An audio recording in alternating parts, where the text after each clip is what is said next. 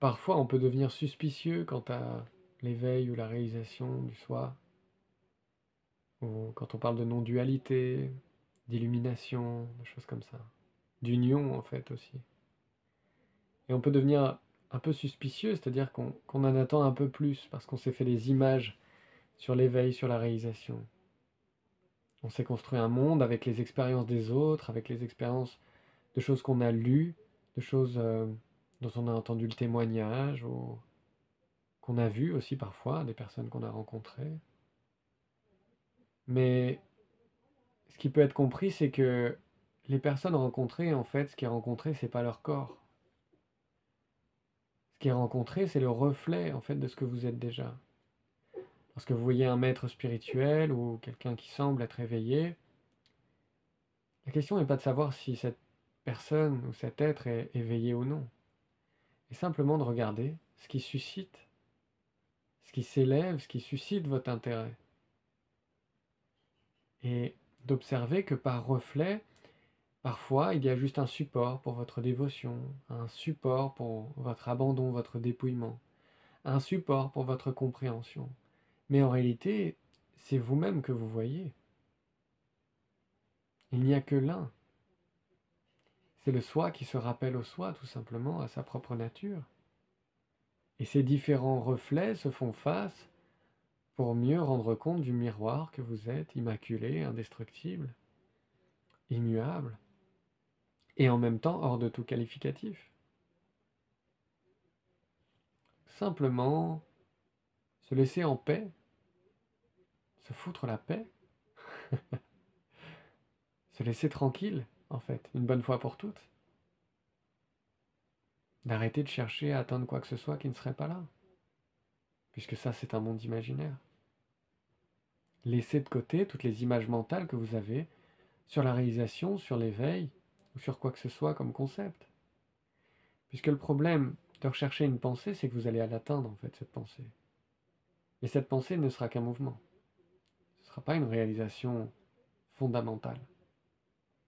Parfois, on peut confondre, par exemple, dans la pratique de la méditation, que la méditation, c'est le bien-être, la détente, l'ouverture, ou un certain ressenti, une certaine sensation, ou un certain abandon, une certaine forme d'ouverture à des plans supérieurs ou inférieurs. Mais la méditation, c'est pas une pratique. La méditation, c'est ce que vous êtes. Cette présence qui se déploie, c'est elle qui médite. Et il s'avère qu'il y a une réceptivité plus importante pendant un temps donné, tout d'un coup, lorsque les pensées se figent, lorsque l'attention est centrée, et que le corps ne bouge plus. Tout d'un coup, il y a une détente, une paix, une ouverture. Tout devient plus paisible et calme, mais parce que la paix, le calme, c'est votre nature. L'ouverture, l'amour, c'est votre nature. Vous ne pourriez pas inventer ce que vous n'êtes pas. Donc ne cherchez pas à provoquer une expérience.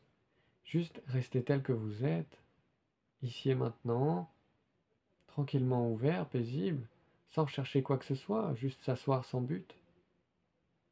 Les yeux ouverts, les yeux fermés, c'est toujours le soi. Que ce soit compris ou pas, c'est toujours le soi. Que ce soit vécu ou non, expérimenté ou non, senti ou non, c'est toujours le soi. Que le mental soit agité ou parfaitement calme et absent, c'est le soi. Que le corps soit là ou pas, c'est le soi. Qu'il y ait quelqu'un ou pas, c'est le soi, toujours et encore. Ça n'a jamais été deux. Il n'y a que cela. Juste de se rendre à l'évidence que les seules différences sont mentales. Et il n'y a pas de souci avec ça, puisque c'est aussi le soi.